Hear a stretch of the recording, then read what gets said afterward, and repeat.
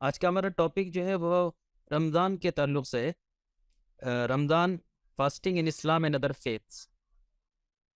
जब हम इस्लाम कहते हैं, ये मैं बता चुका हूँ पहले भी, बट यहाँ पे भी फिर से क्लैरिफाई कर दूँ कि जब हम इस्लाम वर्ड कहते हैं तो दो तरह का पिक्चर, एक जो यूजुअली पिक्चर जहन में जाता है वो ये कि इस्लाम, बहुत सारे रिलीजन्स हैं तो उसमें से एक रिलीजन इस्लाम भी। लेकिन ये बातें पहले मैं बहुत क्लियर कर चुका हूँ कि if there is only one almighty God, there can not be more than one path of God. There cannot be more than one religion of God. तो खुदा का या ईश्वर का जो मार्गदर्शन होता है, ईश्वर की जो रहनुमाई होती है, उसका जो गाइडेंस होता है, उसी को हम इस्लाम कहते हैं अरबिक लैंग्वेज में। इस्लाम वर्ड यूज करते हैं अरबिक लैंग्वेज में। इंग्लिश में हम कह सकते हैं रिलीजन ऑफ गॉड या रिलीजन ऑफ सबमिशन। संस्कृत में कह सकते हैं सनातन धर्म या शाश्वत धर्म। तो इससे मुराद असल में वही है कि वो जो पाथ है ईश्वर का, उसको ही इस्लाम कह रहे हैं अरबिक लैंग्वेज के अंदर। और ये भी बात मैं कह चुका हूँ कई बार कि खुदा या ऑलमाइटी गॉड और उसका जो दीन है या उसका जो धर्म है, भाषा, संस्कृति, रीजन या कल्चर में कैद नहीं है कि ऑलमाइटी गॉड जो है वो अरबिक होता है या ऑलमाइटी गॉड संस्कृत होता है या ऑलमाइटी गॉड का जो रिलीजन है वो अरबी है या वो संस्कृत है या वो हिंदी है या वो इंग्लिश है। ऑलमाइटी गॉड और उसका रिलीजन हमारे लैंग्वेज और कल्चर से ऊपर की चीज़ है। It is beyond all this thing. Ramzan जो है ये एक महीने का नाम है। Ramzan is the name of one month. ये भी समझ लीजिए कि ऐसा नहीं है कि रमज़ान नाम का कोई नया मंथ जो है शुरू हुआ प्रॉफिट मोहम्मद सल्लल्लाहु अलैहि वसल्लम के टाइम से। जिस तरह महीनों के नाम होते हैं, उसी तरह अलग अलग कल्चर में अलग अलग टर्मिनोलॉजीज होती है महीने के लिए। जैसे इंडियन ट्रेडिशन में महीनों के अलग अलग नाम हैं, इंग्लिश कैलेंडर के अंदर जनवरी फरवरी नाम है, उसी तरह एक अरबिक कैलेंडर है जिसके अंदर अलग अलग महीनों के नाम हैं। रमज़ान है, शाबान है, शवाल है। तो उसी में रमज़ान एक महीने का नाम है और ये महीना बहुत पहले से चला आ रहा था। लेकिन ये महीना इंपॉर्टेंट क्यों हो गया, ये महीना ख़ास क्यों हो गया, वो रिवलेशन ऑफ कुरान की वजह से हो गया, कुरान के नज़ूल की वजह से हुआ। क्योंकि रमज़ान के महीने में पहली वही आई और वहाँ से रिवलेशन ऑफ कुरान स्टार्ट हुआ, इसलिए रमज़ान एक ज़रा इम्पोर्टेंट महीना बन गया। तो ऐसा नहीं है कि रमज़ान पहले से कोई बहुत इम्पोर्टेंट महीना था और शुरू से ही एक बहुत इंपॉर्टेंट महीना चला आया है, ऐसी बात नहीं है। रमज़ान की इंपॉर्टेंस इसलिए बढ़ गई क्योंकि उस महीने में कुरान का रेवलेशन शुरू हुआ। और ये जो रोज़ा रखना हम जिसको बोलते हैं, तो एक्चुअली इसमें जो अरबिक वर्ड आता है वो सौम कहलाता है। सौम अरबिक वर्ड है, इसका पर्शियन वर्जन जो है या संस्कृत और पर्शियन का टच के साथ जो इंडियन वर्जन आता है वो रोज़ा कहलाता है। ये अरबिक वर्ड नहीं है, इसलिए कुरान में आपको रोज़ा वर्ड नहीं मिलेगा। ठीक उसी तरह जैसे कुरान में आपको नमाज वर्ड नहीं मिलेगा। नमाज संस्कृत वर्ड नहीं है, सॉरी, नमाज अरबिक वर्ड नहीं है, बल्कि एक्चुअली संस्कृत वर्ड है नमज और अजह, और वहाँ से नमाज बना और वहाँ से जो पर्शियन टच आ गया तो वो नमाज कहलाने लगा। तो बहुत सारे वर्ड्स जो हम लोग बोलते हैं वो एक्चुअली अरबिक के नहीं होते हैं, लेकिन हमें लगता है कि शायद वो अरबिक के हैं। और ये जो सौम वर्ड होता है, इसे हम रोज़ा रखना या फास्ट करना कहते हैं, इसका मतलब होता है टू अवॉइड या रिफ्रेन, बचना, किसी चीज़ से बचना। अब उसकी मिसाल कुरान में ही दी गई है सौम की। ये कुरान में जब पढ़ेंगे, सूरह मरियम पढ़ेंगे, उसके आयत नंबर 26 पढ़ेंगे, तो वहाँ पे बात चल रही है जब मरियम अलैहिस्सलाम की, the mother of Jesus Christ peace be upon him, कि जब मरियम अलैहिस्सलाम जब ईसा अलैहिस्सलाम की विलादत होने वाली थी, तो उससे पहले की बात ये चल रही है कि उस टाइम में मरियम अलैहिस्सलाम ने खुद से ये अहद किया था या खुद से ये प्रण लिया था या व्रत रखा था कि मैं किसी से भी बातचीत नहीं करूँगी। तो वहाँ पे जो अरबिक वर्ड आया है, इसमें जो आप देख रहे हैं आपके सामने स्लाइड पे, I have vowed to the most merciful abstention, यानी बचना। So I will not speak today to any man, तो मैं किसी से बातचीत नहीं करूंगी, मैं बच के रहूंगी जरा सब चीज़ों से। तो वहाँ पे अरबिक वर्ड सौम आया है। सौम का मतलब हुआ टू अवॉइड या टू रिफ्रेन। तो रमज़ान में रोज़े के दौरान भी हम बचते हैं बहुत सारी चीज़ों से। फास्टिंग के ताल्लुक से आप जानते हैं कि फास्टिंग जो है या रोज़ा जो है, ये one of the 5 pillars of religion of God है। यानी ये जो रिलीजन ऑफ गॉड है, जो सनातन धर्म है या शाश्वत धर्म है या इस्लाम है या रिलीजन ऑफ सबमिशन है, ये 5 पिलर्स, इसके 5 पिलर हैं। पिलर क्या होता है? पिलर किसी बिल्डिंग के स्ट्रक्चर को खड़ा करने में बहुत इंपॉर्टेंट रोल अदा करता है। जब हम बिल्डिंग कंस्ट्रक्ट करते हैं तो पिलर डालते हैं, और वो पिलर ही तय करते हैं कि ये बिल्डिंग कितनी स्टेबल रहेगी, वो पिलर ही तय करते हैं कि ये बिल्डिंग कितनी जो है मजबूत रहेगी। तो ये जो इस्लाम का जो सिस्टम है, ये सिस्टम को स्टेबलाइज करने के लिए 5 पिलर्स हैं। इनमें से एक पिलर जो है वो फास्टिंग कहलाता है। यहाँ पे आप एक चीज बहुत गौर कीजिएगा कि इस्लाम के पिलर्स में कहीं आपको ऐसा कोई पिलर नजर नहीं आएगा जो कि आपको ऐसा एक्सपेक्टेशन करे जो आपके लिए लगभग नामुमकिन हो, इम्पॉसिबल हो। फॉर एग्जाम्पल, ऐसा कोई पिलर नहीं है इस्लाम में जो ये कहता है कि भाई आपको बहुत सारा पैसा कमाना है। ऐसा कोई पिलर नहीं है जो कहता है कि आपको बहुत हाई स्टेटस अचीव करना ज़रूरी है। बल्कि जो पिलर्स है उसमें एक आता है ईमान का हिस्सा आता है, या बिलीफ या फेथ का पार्ट आता है, where you have to believe in one God, where you have to believe in the life hereafter, where you have to believe in the messengers of the God. तो वो belief system आता है।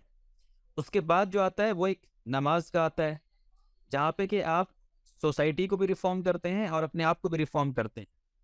Society को भी reform करना, अपने आप को भी रिफॉर्म करना, वो नमाज का हिस्सा कहलाता है। उसी तरह फिर ज़कात का हिस्सा आता है, जहाँ पे कि आपको अगर पैसा है एक्सेसिव में तो वो आपको देना है, उसमें से एक पोर्शन गरीबों को देना है अगर आपके पास है तो, अगर नहीं है तो आपको देने की ज़रूरत नहीं है। उसी तरह हज का आता है कि अगर आपके अंदर कैपेबिलिटी है, अगर आपकी सेहत है, अगर आपके पास पैसा है, तो आपको जो है एक बार हज करना है। तो उसी में 5वां पीरियड जो है वो फास्टिंग या सौम कहलाता है, जिसका मतलब होता है कि रमज़ान के महीने में आपको कुछ चीज़ें डूज एंड डोंट्स करनी है। और ये रमज़ान के महीने में जो भी डूज एंड डोंट्स है, इसका एक पर्पस है, ये रिचुअल नहीं है। एक बहुत इंपॉर्टेंट चीज़ समझ लीजिएगा कि जो जो वर्ड रिचुअल होता है, जिसको हम हिंदी में कहते हैं कर्म कांड, तो देयर इज नो कर्म कांड in Islam, there is no ritual as such in Islam. Ritual कहते हैं, ये कर्म कांड कहते हैं कि कुछ चीज़ें करना, to perform a set of things जिसका कि कोई मतलब नहीं हो, यानी कि ज़रूरी नहीं है कोई मतलब नहीं वो मतलब हो, बल्कि चूंकि लोग कर रहे हैं तो हम भी कर रहे हैं।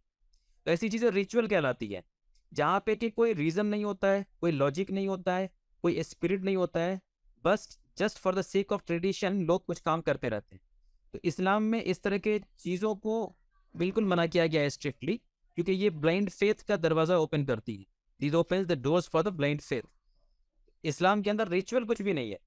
जो चीज़ें आपको दिख रही हैं बज़ाहिर कि ये रिचुअल है, एक्चुअली वो रिचुअल नहीं होती है। उसके पीछे एक पूरी डिटेल्ड उसका एक प्रोसेस होता है, उससे एक डिजायर्ड आउटपुट होता है। तो ठीक उसी तरह रमज़ान के महीने में ये सोचना आपका कि सिर्फ हम भूखे रहेंगे, तो ये एक्सपेक्टेशन नहीं है रमज़ान से।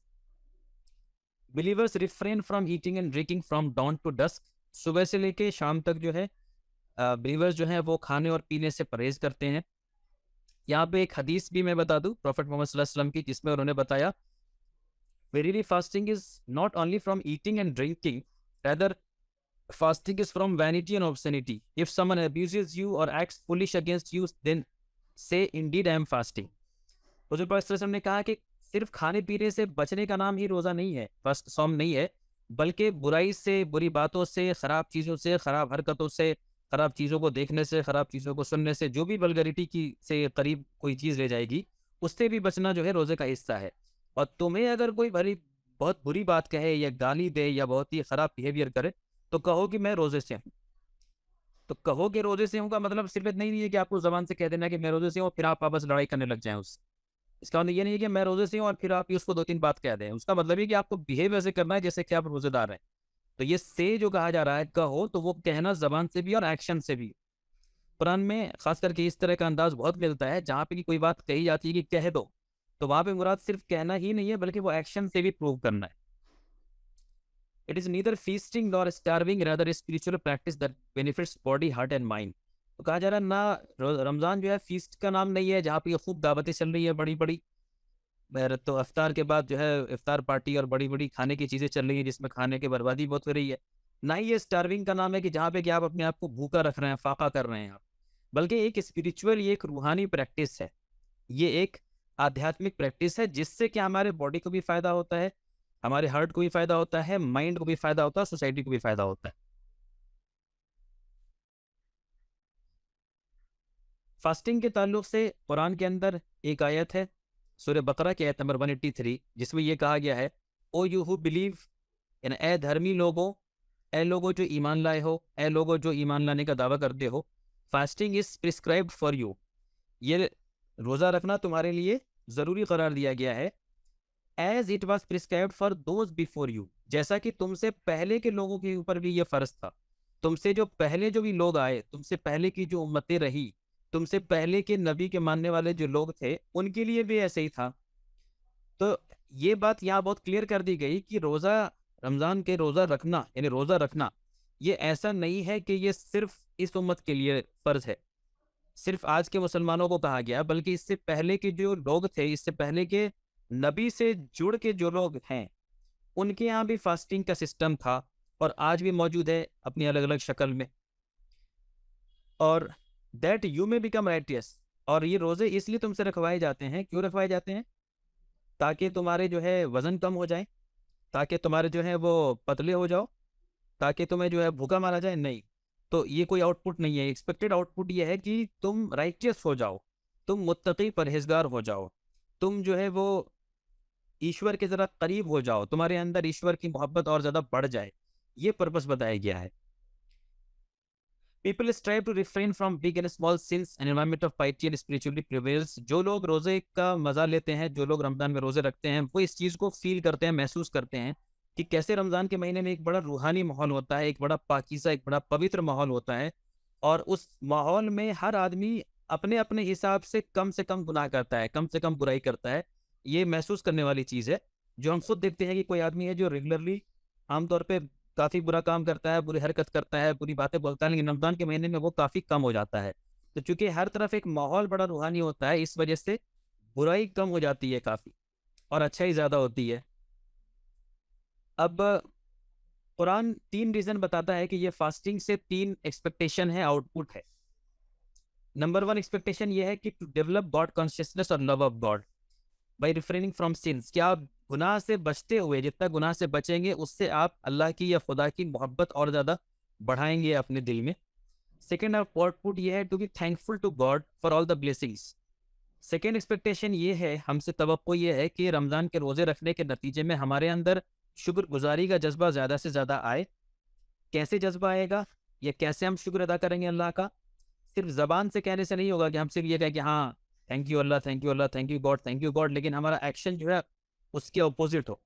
नहीं, हमारा एक्शन भी ऐसा होना चाहिए कि जो भी ब्लेसिंग्स खुदा ने दिए हमें, उसका हम सही इस्तेमाल करें, सही यूज़ करें।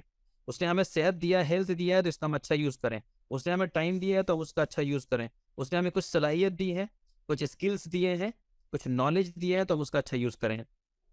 और तीसरा रीज़न बताया खुदा ने कि टू ग्लोरीफाई द क्रिएटर, कि उस खुदा के, ईश्वर के नाम को और ग्लोरीफाई करना।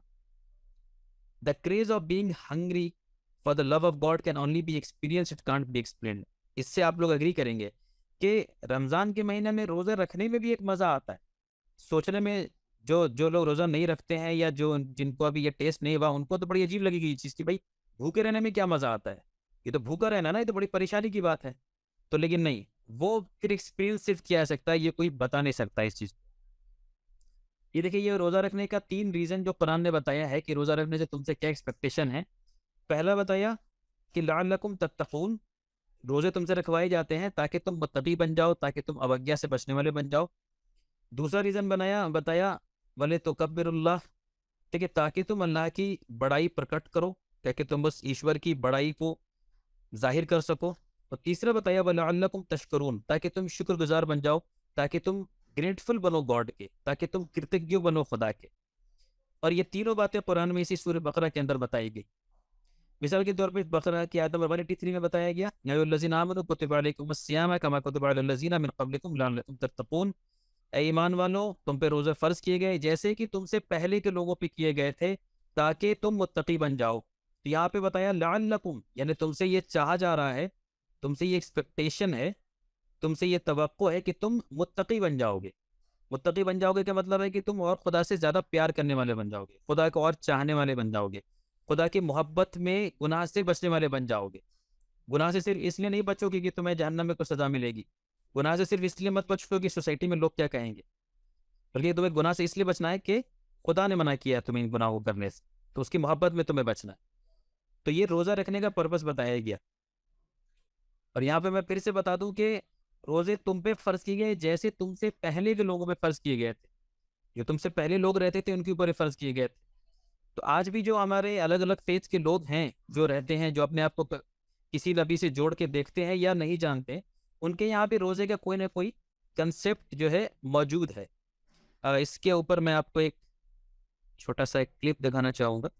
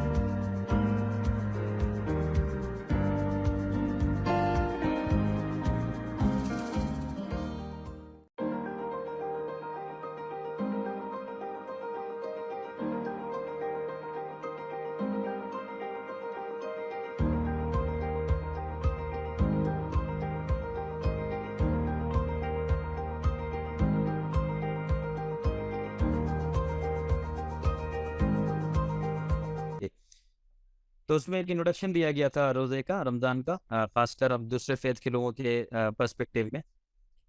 तो ये मैं बताना चाह रहा था आपको कि जो बताया गया कुरान में, कुतिबा अलैकुम सियाम कमा कुतिबा अलल लज़ीना, कि जैसे कि तुमसे पहले के लोगों के ऊपर फर्ज किया गया था, तो उसी के पर्सपेक्टिव में मैं बता रहा था।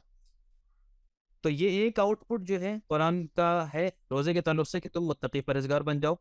और दूसरा आउटपुट जो है, जो आयत नंबर 185 में बताया गया, दूसरा और तीसरा आउटपुट, वो फिर रमज़ान के ताल्लुक से बताया गया। शहर रमज़ान लज़ी उन्ज़िल फ़ीहिल कुरान, कि रमज़ान का वो महीना था जबकि कुरान को नाजिल किया गया। हुदल लिन्नास, ये इंसानों के लिए हिदायत है।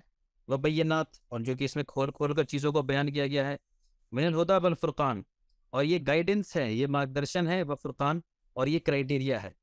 और फिर उसके बाद फिर आखिरी के हिस्से में बताया गया वलितुकम्मिलुल इद्दता वलितुकब्बिरुल्लाह, ताकि तुम अल्लाह की बड़ाई को प्रकट कर सको। फिर लास्ट में बताया गया वलअल्लकुम तशकुरून, और ताकि तुम शुक्रगुजार बन सको। तो मैंने बताया था आपको कि 3 एक्सपेक्टेशन है कुरान का रमज़ान के रोज़े के ताल्लुक से हमसे। हम ये समझते हैं कि रमज़ान के रोज़े रखने के बाद हम ये देखें कि सब हमारा वेट कितना कम हो गया, कि रमज़ान के रोज़े रखने के बाद हमारा पैसा कितना बढ़ गया, खर्चा बढ़ गया या खर्चा घट गया, या रोज़ा रखने के नतीजे में और दूसरा क्या हुआ। कुरान ये कह रहा है कि रोज़ा रखने के नतीजे में ये 3 चीज़ देखो, ये 3 चीज़ तुम्हारे अंदर आ जानी चाहिए। तुम्हारे अंदर तकवा बढ़ जाना चाहिए, शुक्रगुजारी का जज्बा बढ़ जाना चाहिए, और तुम अल्लाह की किबरियाई बड़ाई को और ज़्यादा बयान कर सको और लोगों के पीछे और ले जाओ और उसकी अजमत, उसके बारे में बता सको। तो ये कुरान का एक्सपेक्टेशन है हमसे। एक चीज़ है जो रोज़े के ताल्लुक से है, जो बहुत सारे लोग सवाल करते रहते हैं, तो इस पे शॉर्ट में मैं बता दे रहा हूँ उस चीज़ को कुरान के ही इसमें। और चूँकि इस टॉपिक पे ज़रा से गलतफ़हमी है हम लोगों की यहाँ, इसलिए ये बताना बहुत अहम है। एक बड़ा कॉमन सा सिनेरियो होता है बहुत सारे लोगों के साथ, ये कि उनके रोज़े रोज़े छूट जाते हैं कई सारे किसी वजह से। अब बीमार थे या सफ़र में थे, कई वजह से छूट जाते हैं। और बाज़ औक़ात ऐसा होता है कि लेडीज़ के साथ कुछ ऐसे सिचुएशन होता है, टाइम होता है जिसमें कि वो रोज़े नहीं रख पाती हैं, तो उनके पास भी रोज़े काफ़ी जमा हो जाते हैं। तो बाज़ औक़ात किसी के पास 40, 50, 60 ऐसे रोज़े जमा हो जाते हैं। अब क्या करना है, तो एक आम फ़हम ये है सब लोगों का कि इन सारे रोज़ों के हमको मैंडेटरी पूरा करना ही करना है। यानी अगर हमारे 50 रोज़े बच गए तो ये 50 रोज़े हमें रखने ही रखने हैं, बिल्कुल ज़रूरी है। तो ये जो ज़रूरी वाला हिस्सा है, ये कुरान के फिर खिलाफ में जाता है। यानी इसको ज़रूरी मान लेना कुरान के खिलाफ में जाता है। तो उसको शॉर्ट में हम यहाँ पे एक्सप्लेन कर दे रहे हैं कि ये जो कुरान में बताया गया सूरह बकरा के आयत नंबर 184 में, जिसमें अल्लाह पाक ने ये कहा है कि अय्यामन मादूदातिन, कि कुछ ही दिन है या फिक्स दिन है, क्या है कि रोजे के ताल्लुक से बात चल रहे हैं, रोजे के दिन के, रमजान के फिक्स दिन है। फमन काना मिनकुम मरीदन, तो तुम में जो कोई भी मरीज हो, किसी मर्ज में मुब्तला हो, है ना, कि हेल्थ इश्यूज हो, प्रॉब्लम्स हो, उस दौरान, रोजे के दौरान, अब अला सफरिन, या फिर वो सफर में हो, या फिर वो सफर में हो, जर्नी में हो, फरीदतुन मिन अय्यामिन उखरा, तो फिर वो जो है उसको चाहिए कि वो बाद में पूरे करे।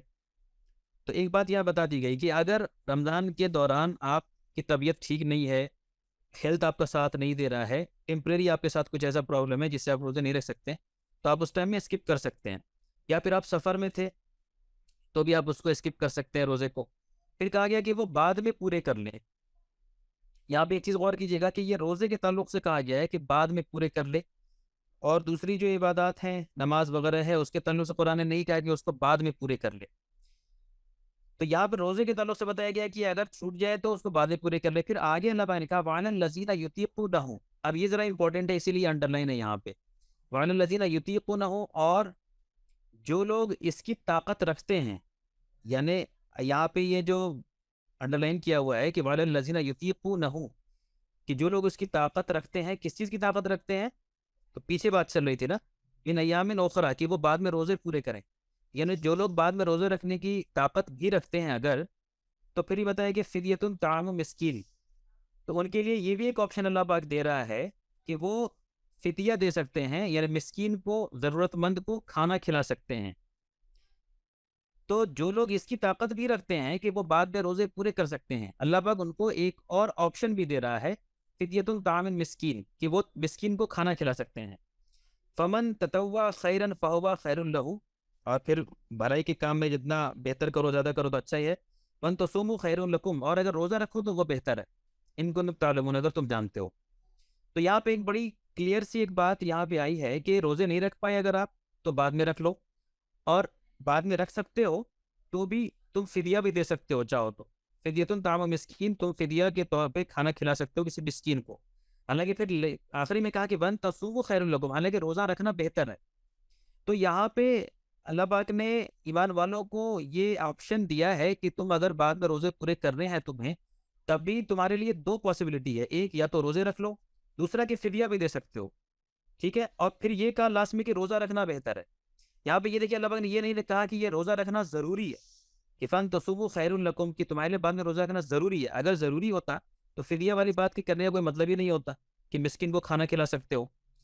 तो इसके लिए हमारे यहाँ क्या अंडरस्टैंडिंग आ गई, एक बीच का तरकीब निकाला गया, लोगों ने ये मान लिया किसी वजह से कि भाई नहीं, ये जो बात चल रही है ना कि बाद में रोजा रख सकते हो, तो ये उन लोगों की बात चल रही है कि जो बाद में बड़ी मुश्किल से रोजा रख पाएंगे। तो हमारे यहाँ क्या बात चल गई, मशहूर हो गया कि उन लोगों की बात चल रही है जो बाद में मुश्किल से रोजा रख सकते हैं। हालांकि आयत में साफ तौर पर अल्लाह ने कहा वालन लजीना युकीकुनहु, और जो लोग इसकी ताकत रखते हैं, ये नहीं कहा कि ताकत नहीं रखते।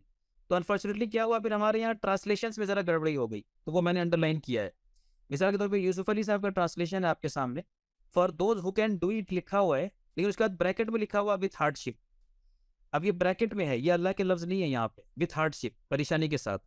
ये ट्रांसलेटर का अपना एक बायसनेस है, क्योंकि वो भी मान के चल रहा है कि मुराद यही होगा, इसलिए उन्होंने ब्रैकेट में लिख दिया कि जो लोग मुश्किल से या हार्डशिप से रोजा रखेंगे। हालांकि अल्लाह पाक ने नहीं कहा था यहाँ पे कि हार्डशिप के साथ, बस कहा था कि जो लोग रख सकते हैं। मोहसिन खान का ट्रांसलेशन आप देखेंगे तो इसमें तो इन्होंने ब्रैकेट को भी नहीं मेंटेन किया, इन्होंने तो बाकायदा ट्रांसलेशन भी लिख दिया, those who can fast with difficulty. अब ये तो एकदम वायलेट हो गया है, तो कुरान की आयत के खिलाफ ये बात हो गई। यूसुफ अली साहब ने तो कम से कम ब्रैकेट में रखा था विथ हार्डशिप, लेकिन मोहसिन खान केस में तो ब्रैकेट भी हट गया, वो can fast with difficulty directly, फिर ब्रैकेट में उन्होंने एग्जांपल भी दे दिया ओल्ड मैन। और उसी तरह सही ट्रांसलेशन आप देखेंगे, सही इंटरनेशनल, उसमें भी ब्रैकेट में लिखा गया है। इन्होंने ट्रांसलेशन तो सही किया है, and upon those who are able to, translation बिल्कुल सही किया इन्होंने, कि जो कर सकते हैं, रोजा रख सकते हैं, लेकिन इन्होंने ब्रैकेट में लिख दिया to fast but with hardship. तो ये तीनों ट्रांसलेशन में ब्रैकेट के अंदर जो है ऐड करके मायने को जरा चेंज कर दिया गया, इसका मफहूम जो है वो जरा चेंज हो गया। अल्लाह पाक ने नहीं लिखा था यहाँ पे कि जो मुश्किल से रोजा रखेंगे उनके लिए फिदिया है। तो हमारी सोसाइटी में भी ये मशहूर हो चुका है अभी कि फिदिया वही दे सकता है जो बहुत मुश्किल हो जिसके लिए रोजा रखना। या अक्सर लोगों ने तो फिदिया का सिस्टम ही हटा दिया, उन्होंने कहा नहीं सब ये तो अब्रोगेट हो गई, मनसूख हो गई, एक लंबा दूसरा टॉपिक है। तो मैं शॉर्ट में ये बताना चाह रहा हूँ कि आपके पास अगर रोजे बचे हुए हैं, 10 है, 15 है, 20 है, 25 है, 30 है, 40 है, तो अब ये आपके ऊपर है, ये आपका डिस्क्रिप्शन होना चाहिए कि आप उसमें से कितने का रोजा रखेंगे और कितने को फिदिया देंगे। ये आपके ऊपर होगा कि आप 50 को रोजा रखना चाहें तो आप रोजा रखें, या आपके ऊपर होगा कि आप 50 के बदले फिदिया देना चाहें तो फिदिया दें, या ये आपके ऊपर होगा कि आप कुछ कॉम्बिनेशन बनाने की, मैं 30 का रोजा रखूंगी, 20 का नहीं रखूंगी, 20 का फिदिया दूंगी। तो जब अल्लाह पाक ने अगर कोई आसानी रखी है तो उसको फिर कोई दूसरा इंसान, कोई भी इंसान आके ख़त्म नहीं कर सकता उसको। तो चूंकि अल्लाह की तरफ से एक ऑप्शन है, प्रिफर्ड ऑप्शन बताए अल्लाह पाक ने कि रोज़ा ही रखना है, वन तो सुबह खैरुल लकुम, रोज़ा रखना खैर है, बेहतर है। लेकिन ये नहीं कहा कि यही फ़र्ज़ है, अगर यही फ़र्ज़ होता तो फिर जगह कोई मतलब ही नहीं था, फिर वो वर्ड ही नहीं होनी चाहिए यहाँ पर। तो इन शॉर्ट, जिसके रोज़े छूट जाए, आगे उनको पूरा करना है, तो वो रोज़ा भी रख सकते हैं, फिदिया भी दे सकते हैं। ये दोनों में से कौन सा ऑप्शन चूज करना है ये उनके ऊपर है। कोई दूसरा आदमी उसको ये नहीं कह सकता कि नहीं साहब, आपका ईमान तो बड़ा कमजोर है कि आप रोजा नहीं रख रहे हैं, फिदिया दे रहे हैं। ये अल्लाह पाक ने ये ईज रखी है, अल्लाह पाक ने ये छूट दी है, तो उसका स्टेटस को मेंटेन करने दे। तो ये एक इंपॉर्टेंट टॉपिक था जो मैंने सोचा कि क्लैरिफाई कर दूं, चूंकि बहुत क्वेश्चंस आते हैं इस टॉपिक।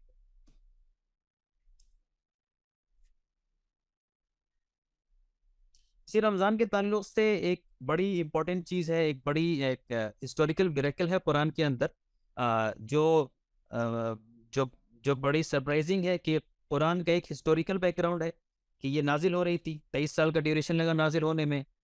लेकिन इसी नज़ूल के साथ साथ कुरान में बहुत सारे मिरेकल्स हैं, आप जानते हैं कुरान की आयतों के ज़रिए बहुत सारी मिरेकल्स बातें हैं। उसमें से एक बात यहाँ पे मैं आपके सामने रख रहा हूँ। ये आप जानते हैं कि इस्लाम के अंदर, in the house of Islam, दो फेस्टिवल हैं, दो खास दिन हैं खुशियां मनाने के। इसमें से एक कहलाता है ईद उल अजहा और एक कहलाता है ईद उल फित्र, तो जिसे हम कभी ईद या बकरीद एंड बकरीद भी कहते हैं। ये दो जो है खुशी मनाने के दिन हैं। अब कुरान के से क्या कनेक्शन है इन दो फेस्टिवल का, और कुरान में कौन सा हिस्टोरिकल मिरेकल है। आप जानते हैं कि ईद की जो शुरुआत है, ईद जो है वो कनेक्टेड है रमज़ान से। रमज़ान के खात्मे से ईद शुरू होता है, ईद होता है। और रमज़ान वो महीना है जिसमें कुरान नाजिल हुआ। तो बेसिकली ईद को हम कह सकते हैं कि कुरान के नाजिल होने की जो शुरुआत है, जो स्टार्टिंग पॉइंट है, ईद वहां से कनेक्टेड है। ठीक है ना। ईद कहाँ से कनेक्टेड है? जहां से रेवलेशन ऑफ कुरान स्टार्ट हुआ। और ईद उल अजहा कहाँ कनेक्टेड है? आप जानते हैं ईद उल अजहा से कुछ दिन पहले ही कुरान की आखिरी आयत नाजिल हुई थी। तो कुरान के नज़ूल का जो खात्मा हुआ, कुरान का रेवलेशन जब कंप्लीट हुआ, उसका कनेक्शन है ईद उल अजहा से। तो बेसिकली ईद उल फित्र और ईद उल अजहा, ये दोनों के दोनों कुरान के नाजिल होने का जो टाइमलाइन है उसके दो एंड पर हैं, एक स्टार्टिंग पे एक एंड पर है। अब देखिए कुरान क्या कहता है। कुरान में सूरह यूनुस की आयत नंबर 57 में बताया गया, या अय्युहन नासु क़द जाअतकुम मौइज़तुम मिन रब्बिकुम, ए इंसानों, ए इंसानों, ये इंसानों को खिताब किया गया इसमें, ए मनुष्यों, ए मानव, ओ मैनकाइंड, क़द जाअतकुम मौइज़तुन, तुम्हारे पास आ गया वाज यानी इंस्ट्रक्शन, बिन रब्बिकुम, फ्रॉम योर लॉर्ड, तुम्हारे खुदा की तरफ से, तुम्हारे ईश्वर की तरफ से। और वो जो इंस्ट्रक्शन आ गया उसमें क्या है? वह शिफा, इसमें जो है हीलिंग है, लमा फिस सुदूर, जो तुम्हारे दिलों के अंदर जो प्रॉब्लम्स हैं, तुम्हारे दिलों के जो इश्यूज हैं, उसके लिए हीलिंग है इसके अंदर। यानी इस कुरान के अंदर हीलिंग है तुम्हारे बीमारियों का। वहुदन, और ये कुरान जो है ये हिदायत है, गाइडेंस है, मार्गदर्शन है। वरहमतुन, और ये ब्लेसिंग है, लिल मोमिनीन, जो लोग इस पे ईमान लाते हैं, जो लोग इसको मानते हैं ईश्वरीय ग्रंथ, उनके लिए फिर बड़ी रहमत लेकर के आती है। उसके अमल करेंगे अगर तो जिंदगी में बहुत रहमत, बहुत ब्लेसिंग्स मिलेगी। इसके बाद बताया गया फजल व बिरहमत फबिज़लिका फलयफ्रहू। तो फिर यह बताया जा रहा है कि ये जो कुरान जो नाजिल हुई, जो इसमें बहुत सारी ब्लेसिंग्स हैं और इसमें गाइडेंस है, तो in the bounty of Allah and in his mercy, तो अब ये कहा जा रहा है फल यफरहू, तो अब तुम खुशियां मनाओ। यहाँ पे क्या कहा गया? फल यफरहू, तो तुम खुशियां मनाओ। ये देखिए फल यफरहू को मैंने अंडरलाइन किया है। ये कुरान के अंदर वाहिद, this is the only instance in the whole Quran जहाँ पे खुशियां मनाने को as a command, as a command के तौर पे, हुक्म के तौर पे कुरान के अंदर यूज किया गया है। वो एक ही मौका है, फल यफरहू, तो तुम खुशियां मनाओ। किस लिए खुशियां मनाने कहा जा रहा है? कुरान के नाजिल होने की वजह से कहा जा रहा है खुशियां मनाओ। खुशियां मनाओ क्योंकि कुरान की शक्ल में एक गाइडेंस आ गया मैनकाइंड के लिए, तो कहा जा रहा है अब तुम खुशियां मनाओ।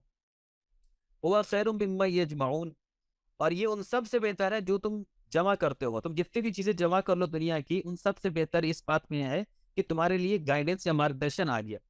अब ये देखिए कि ये एक आयत है जिसमें कहा गया कि यफरहू, खुशियां मनाओ। ईद उल अजहा और ईद उल फित्र खुशी मनाने का फेस्टिवल है, आप जानते हैं। ईद उल फित्र, ईद उल अजहा खुशी मनाने का फेस्टिवल है। तो जो कुरान कह रहा है कि कुरान नाजिल हो गया इसलिए खुशियां मनाओ, ये तो आयत नाजिल हुई अपने टाइम में। लेकिन हम जो ईद और बकरीद मनाते हैं वो भी हम इसी के हिसाब से ही मनाते हैं कि जब कुरान के नज़ूल की शुरुआत जहाँ से हुई वहाँ पे ईद उल फित्र मनाते हैं, और कुरान के नज़ूल का जो खत्मा फातवा जहाँ पे हुआ वहाँ पे हम ईद उल अजहा मनाते हैं। तो ये एक हिस्टोरिकल चीज़ थी जहाँ पे कि हम ईद उल फित्र और ईद उल अजहा मना रहे हैं, लेकिन ये भी कुरान की इस आयत के हिसाब से ही, जहाँ पर कुरान ने कहा हमसे कि फल यफरहू, कि तुम खुशियां मनाओ। अगर कुरान में और भी जगह ये बात होती यफरहू फल यफरहू, तो आप कह सकते थे कि नहीं साहब, यहाँ पे तो कुरान की वजह से कहा जा रहा है खुशियां मनाने, दूसरी जगह पे तो दूसरे वजह से कहा जा रहा है, उसका तो ईद और बकरीद से कोई ताल्लुक नहीं है। सही बात थी, लेकिन एक ही जगह कुरान में ये वर्ड आया, और उसी वजह से हम ईद उल फित्र ईद उल अजहा मनाते हैं। तो असल यानी कि एक बड़ा इंपॉर्टेंट रीजन जो है मनाने का ईद उल फित्र ईद उल अजहा, ईद उल अजहा के पीछे एक स्टोरी है इब्राहिम अलैहिस्सलाम की, जो भी है, लेकिन एक बड़ा इंपॉर्टेंट रीजन ये है वो मनाने का कि ये कुरान के नज़ूल से इसका कनेक्शन है, कुरान के रेवलेशन से इसका ताल्लुक है, इसलिए हम ये खुशियां मनाते हैं। तो ये एक हिस्टोरिकल मिरेकल था कुरान की इस आयत से, जो मैंने आप लोगों के सामने रखी। अब सवाल ये है कि ये रमज़ान का राइट्स क्या है हम पे, रमज़ान का हक क्या है हमारे ऊपर। तो इसको भी कुरान ने ही बता दिया उसी सूरह बकरा की आयत नंबर 185 में, जहाँ पे ये कहा गया शहर रमज़ानुल्लज़ी उन्ज़िला फ़ीहिल कुरान हुदल लिन्नास व बय्यिनात मिनल हुदा वल फुरक़ान। तो इसमें बताया गया है कि कुरान जो रमज़ान में नाजिल हुआ है ये क्या है, इसकी प्रॉपर्टीज़ क्या है, इसके गुण क्या है, इसकी खसूसियात क्या है। तो ये बताया गया कि ये हिदायत है, गाइडेंस है। गाइडेंस का मतलब क्या होता है? गाइडेंस का मतलब ये नहीं होता है कि आपको कोई हाथ पकड़ के चला दे। गाइडेंस का मतलब ये होता है कि आपको एक ब्रॉड गाइडलाइंस दे दिया गया है, आपको प्रिंसिपल्स बता दिया गया है, आपको सैद्धांतिक चीज़ें बता दी गई हैं। अब आपको उसको अपनी ज़िंदगी में इम्प्लीमेंट करना है, आपको अपने ज़माने में, अपने कल्चर में, अपने टाइम में उसको इम्प्लीमेंट करना है। तो उसी तरह कुरान के अंदर प्रिंसिपल्स बता दिए गए ज़िंदगी गुजारने के, और अब ये ज़िंदगी गुजारने का तरीका जो है दुनिया का कोई भी इंसान यूज़ कर सकता है, चाहे वो बाली से लेके बोस्टन तक रहता हो, चाहे जापान से लेके जॉर्डन तक रहता हो, कहीं भी होगा। चाहे वो इंडियन कल्चर में रहता हो, चाहे वो सोमालियन कल्चर में हो, चाहे वो रशियन कल्चर में हो, चाहे वो सेनेगल के कल्चर में हो, उसको अपने कल्चर में, अपने ज़माने में कुरान की रहनुमाई को इम्प्लीमेंट करना है। दूसरी बात क्या बताई गई? लिन्नास, किसके लिए? इंसानों के लिए। तो कुरान ने कभी ये नहीं कहा कि कुरान जो है किसी खास ग्रुप की किताब है, कि मुसलमानों की किताब है या अरब की किताब है, कहीं कहीं नहीं कहा कुरान ने, बल्कि ये कहा है कि ये इंसानों के लिए है, लिन्नास, मानव जाति के लिए है। वो अपने आप को चाहे हिंदू कहता हो, चाहे अपने आप को मुसलमान कहता हो, चाहे अपने आप को क्रिश्चियन कहता हो, चाहे अपने आप को बौद्धिस्ट कहता हो, चाहे वो अपने आप को अथीस्ट कहता हो, कहता कुछ भी हो, लेकिन उसके लिए गाइडेंस है। क्यों उसके लिए भी है? क्यों ये सिर्फ मुसलमानों के लिए नहीं है? क्योंकि जिसकी तरफ से ये गाइडेंस आ रहा है वो सिर्फ मुसलमानों का नहीं है। जो गाइडेंस भेज रहा है, जो ऑलमाइटी गॉड, वो मुसलमानों का ही नहीं है, वो हिंदुओं का भी है, वो क्रिश्चियंस का भी है, वो अथीस्ट का भी है, वो सारे इंसानों का है। इसलिए उसकी हिदायत, उसका मार्गदर्शन पूरी इंसानियत के लिए है। और फिर इसकी तीसरी क्वालिटी क्या बताई गई? वह बैय्यिनात, बैय्यिनात जिसमें कि चीज़ों को खोल खोल कर एक्सप्लेन किया गया है, जिसमें कि डिटेल से समझाया गया है कि आप बज़ाहिर आपको शायद लगेगा कि नहीं इसमें तो बड़ी कम बात है हमारे लिए, लेकिन जब आप गौर करेंगे, उसके ऊपर ब्रेनस्टॉर्मिंग करेंगे, तो उसमें से बहुत सारी चीज़ें समझ में आएगी। इसलिए उसको बैय्यिनात बताया गया है कि इसमें एक्सप्लेन किया गया है, लेकिन वो मालूम तभी चलेगा जब गौर करेंगे उसके अंदर तक, तब। मिनल हुदा वल फुरकान, और ये फिर हिदायत भी है और गाइडेंस भी है, ये क्राइटेरिया भी है। फुरकान, फर्क करना वाली वाली चीज, यानी कि ये फुरकान है, ये क्राइटेरिया है, ये मेयार है, ये वो टच स्टोन है जिसके बुनियाद पे हम बता सकते हैं कि क्या चीजें जो है सही है और क्या चीजें जो है वो गलत है।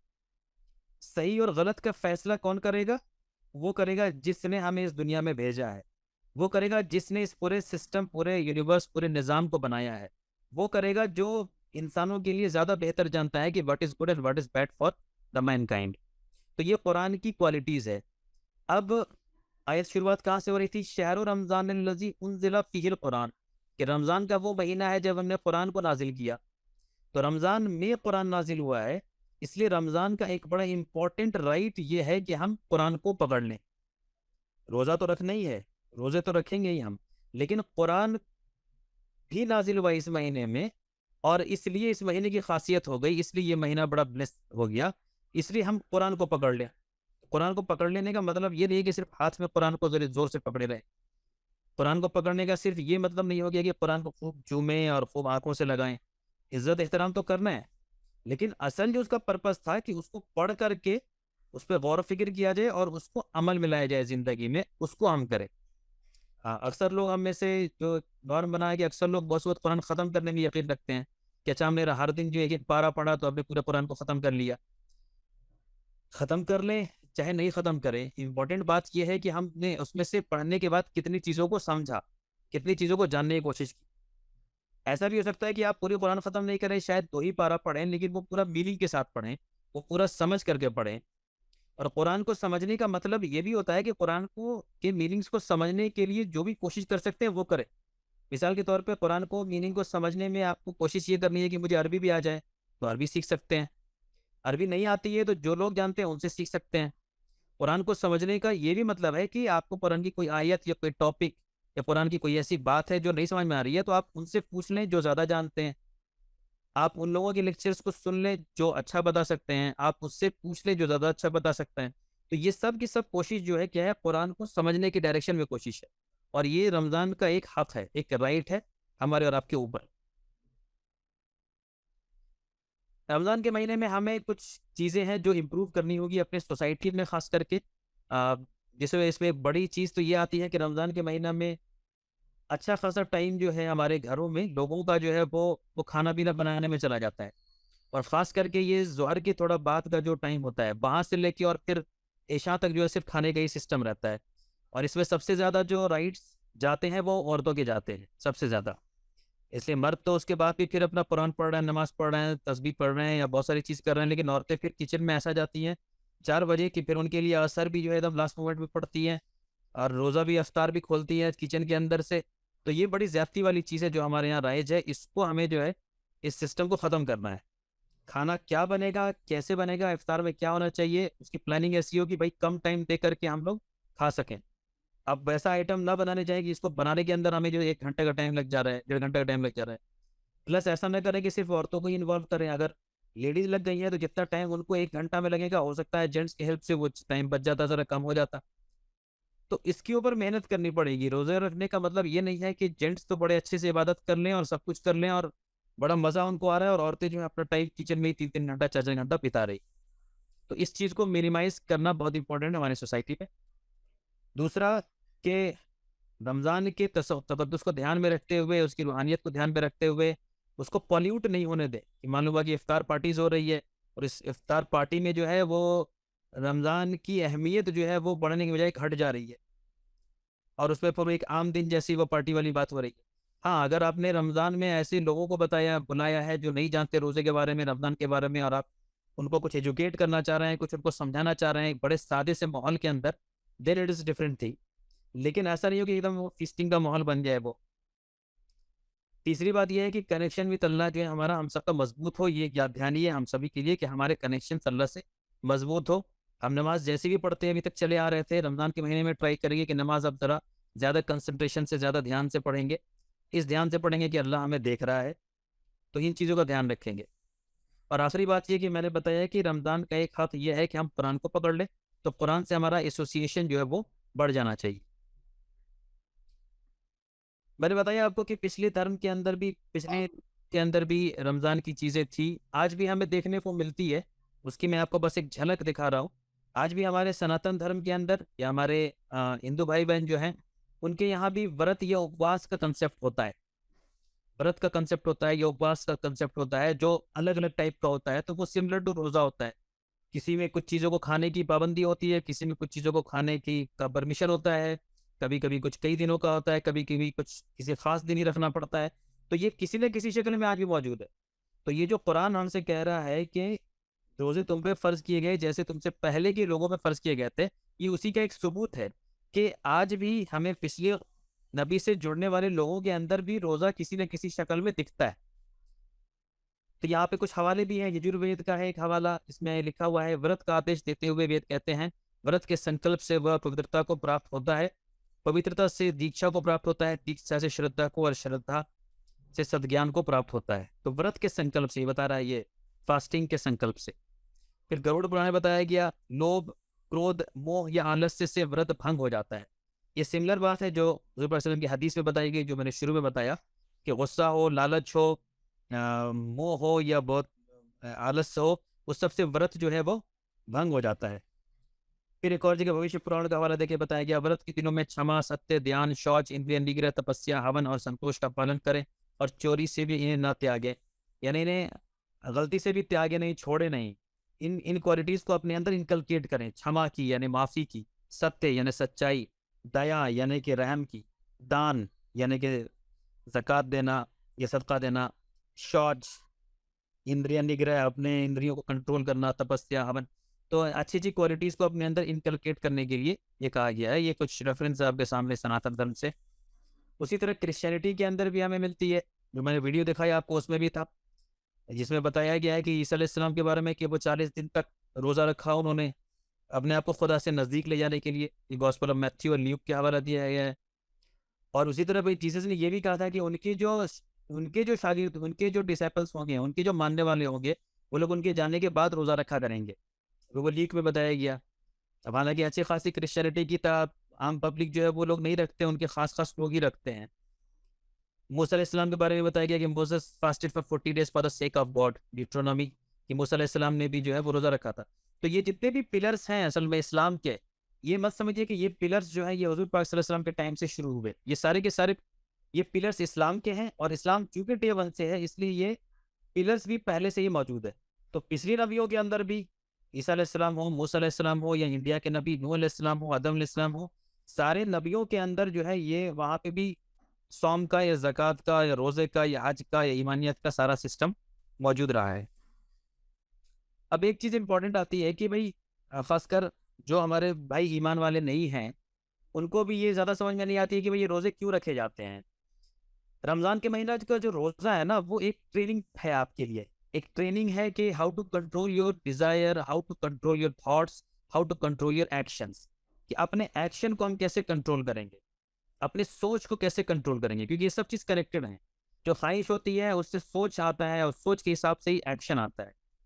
तो इस्लाम के अंदर जो है इस चीज़ को बहुत जोर दिया जाता है कि हमारे सोच और हमारे एक्शन ये पॉजिटिव डायरेक्शन में मूव करें, अच्छे डायरेक्शन में जाएं, गलत डायरेक्शन में ना जाएं। तो इसकी ट्रेनिंग का बहुत सारा तरीका है। नमाज भी इसकी ट्रेनिंग का तरीका है, रमज़ान के रोज़े भी इसका एक तरीका है। क्यों ये बताया गया, ये सब क्यों बताया गया? क्योंकि मरने के बाद हम सबको उस मालिक के पास वापस जाना है। क्यों वापस जाना है? क्योंकि हमने इस दुनिया में जो भी कर्म किए, इस दुनिया में अपने कर्म करने के लिए हर कोई को छूट थी। यहाँ पे दुनिया में इंसान अच्छा भी कर्म कर सकता था, बुरा कर्म भी कर सकता था। तो यहाँ पे बहुत सारे वो लोग हैं जो बहुत बुरे बुरे काम करते हैं, हमको कोई नुकसान नहीं होता है, हमको कोई नुकसान नहीं पहुंचा सकता है, हमको कोई नहीं पकड़ सकता है। वो बड़े आराम की जिंदगी जीते हैं, बड़े आराम की जिंदगी जीते जीते मर जाते हैं। उसी तरह बहुत सारे लोग यहाँ पे बहुत अच्छे लोग होते हैं, जो बहुत अच्छा काम करते हैं और रहते हैं बहुत तकलीफ में, बड़ी परेशानी में रहते हैं, और इस परेशानी में जीते जीते ही उनकी मौत हो जाती है। तो लॉजिकल बात यह है कि इस अच्छे आदमी के साथ भी इंसाफ नहीं हुआ, इस अच्छे आदमी के साथ भी जस्टिस नहीं हुआ, और इस बुरे आदमी के साथ भी जस्टिस नहीं हुआ। तो लॉजिकली ये अपने आप एक तस्वुर आएगा कि मरने के बाद एक सिस्टम जरूर होना चाहिए जहाँ पे हर इंसान को उसके कर्मों का हिसाब किताब देना पड़े। जो लोग यहाँ पे बुरे काम किए, जिन्होंने यहाँ पे इंसानियत का नुकसान किया, जिसने यहाँ पे इंसानियत के लिए जहर घोला, जिसने यहाँ पे लोगों के बीच ड्रग्स दिया, लोगों को जिंदगी को तबाह की, लोगों को जान से मारा, जितने भी नुकसान पूरे काम किए, उसको उनके कर्मों का बदला मिले। और जो अच्छे लोग थे, जिन्होंने अच्छाई के लिए संघर्ष किया, जिन्होंने अच्छे मार्ग में संघर्ष किया, उनको भी उनके कर्मों का बदला मिले। तो इसी सिस्टम ऑफ लाइफ को हम आखिरत की जिंदगी कहते हैं, या परलोक का जीवन कहते हैं। तो ये परलोक के जीवन में हम सबको जाना है और अपने अपने कर्मों का हिसाब किताब देना है। तो हमारे कर्म यहाँ पर अच्छे हों, उसके लिए रमजान का महीना एक ट्रेनिंग पीरियड के तौर पे काम करता है, कि जहाँ पे आप एक महीना के अंदर ज्यादा कॉन्शियस होते हैं, ज्यादा ख्याल रखते हैं कि नहीं मुझे इस महीने में बुरा काम नहीं करना है, मुझे झूठ नहीं बोलनी है, मुझे गाली नहीं बकना है, मुझे धोखा नहीं देना है, मुझे बुरी चीज नहीं करना है। और ये ट्रेनिंग इसलिए होती है ताकि एक महीने से आपको वो डोज मिले जो बाकी के 11 महीने तक आपको पुश कर सके। ठीक है, तो इसलिए रमजान के रोजे बड़े इंपॉर्टेंट होते हैं कि हमारे एक्शंस और डिजायर्स कैसे सही ढंग से चैनलाइज हो। मैंने बताया आपको कि परलोक का जीवन या लाइफ हेयर आफ्टर का सिस्टम होना ज़रूरी है मरने के बाद, और उसी सिस्टम में जाने की तैयारी के लिए ये रोज़ा, रमज़ान के रोज़े हमसे रखवाए जा रहे हैं, ताकि हमारे एक्शन या हमारे अमल जो हैं, कर्म जो है वो यहाँ पे अच्छे हों। और परलोक के जीवन में क्या मिलेगा? तो जो अच्छे लोग होंगे, जिन्होंने सत्कर्म किए थे, जिन्होंने सही रास्ते पे संघर्ष किया था, उनके लिए स्वर्ग है, स्वर्ग का सिस्टम है। और जो लोग बुरे थे, जिन्होंने यहाँ पे झूठ देखा, झूठ देखने के बाद भी झूठ पे डटे रहे, सत्य देखने के बाद भी सत्य पे मार्ग पे नहीं चले, झूठी चीज़ों में लगे रह गए, बुराई किया, नुकसान किया, दूसरों के लिए प्रॉब्लम बने, तो उनके लिए फिर नरक। तो सनातन धर्म के स्क्रिप्चर्स में भी बहुत सारी ये बातें बताई गई हैं। आपके सामने ये अथर्ववेद का एक मंत्र है, जहाँ पे ये बताया गया, स्वर्गा लोकामृतेन विष्टा ईशमुजम यजमान दुआम, कि स्वर्ग लोक के अंदर जो है वो अमृत होगा, और जो भी इच्छा वहां पे इंसान करेगा उसकी इच्छाएं पूरी होगी। जैसे हदीसों में बताया जाता है कि तुम जिस चीज की भी तमन्ना करोगे वहां पे वो चीज पूरी होगी। तो स्वर्ग लोक का वो सिस्टम है, पैराडाइज वो सिस्टम होगा जहाँ पे तुम्हें जो भी चाहोगे तुम्हें वो मिलेगा। और कुरान में भी सिमिलर बात बताई गई है कि therein shall you have all that your soul shall desire, then shall you have all that you ask for, कि तुम्हें जिस चीज की भी ख्वाहिश होगी तुम्हें मिलेगी। ये सूरह फसिलत के अंदर बताया गया। फिर यहाँ पर ऋग्वेद का एक और मंत्र का हवाला देके बताया गया है कि please bless me with the haven, कि मुझे उस स्वर्ग में भेजिए जहाँ पे पीस एंड लव, जहाँ पे शांति हो, प्यार हो, and desires gets fulfilled as soon as they arise in the heart, और दिल में जैसे ही कोई कामना आए, अच्छी कामना आए, तो वो पूरी हो जाए। तो यहाँ पे भी ऋग्वेद का एक हवाले के हिसाब से बताया गया है परलोक के जीवन के बारे में, यानी कि वो जीवन जहाँ पर कि हमें और आपको हमेशा हमेशा के लिए जिंदगी गुजारना है। और वो कोई ऐसा जीवन नहीं होगा कि बड़ा एक बोरिंग सा निजाम होगा, बोरिंग सा सिस्टम होगा कि एक आदमी बैठा हुआ है, उसको कुछ काम ही नहीं है, वो सिर्फ दूध के नदी के किनारे बैठ के बस दूध पी रहा है, दूध पी रहा है, दूध पी रहा है। दूसरा आदमी, कोई आदमी बिल्कुल बेकार बैठा है, वो उसको कोई काम ही नहीं है, तो खाली वो शहद खाना है, शहद खाना है, शहद खाना है। वही सिस्टम होगा बेसिकली, जैसे अर्थ या हमारी दुनिया में एक सिस्टम है, पूरा एक निज़ाम है, उसी तरह वहां भी एक निज़ाम, एक सिस्टम होगा, एक जिंदगी होगी। लेकिन वहां पे जाएंगे सिर्फ प्योर सोल्स जाएंगे, जो अच्छे रूह हैं, अच्छे लोग होंगे, सिर्फ वो जाएंगे। वो एक पाक जगह होगी, अच्छे लोगों की जगह होगी। बुरे लोगों की जगह दूसरी होगी, जो है लोगी, अगेन वो भी एक सिस्टम होगा जहाँ पे की बुराई होगी या तकलीफ होगी। तो वो जो हमेशा की जिंदगी है, परलोक का जो जीवन है, उसके तैयारी के लिए हमें और आपको जो है इस दुनिया में भेजा गया है टेम्पररी। इसी के अंदर बहुत सारी चीजें आती हैं। इसी के अंदर रमजान के रोजे भी हमसे रखवाए जाते हैं, या हमसे रखने के लिए कहा जाता है, जिसमें हमारी ट्रेनिंग होती है, और जो हमें लगातार उस ईश्वर की तरफ, उस खुदा की तरफ जो है वो पुश करता है कि हम उस खुदा का ध्यान लगाएं, उस ईश्वर का हम ध्यान लगाएं। तो ये थोड़ी सी बात थी मेरे तरफ से, मैं अपने साइड से एंड करता हूँ।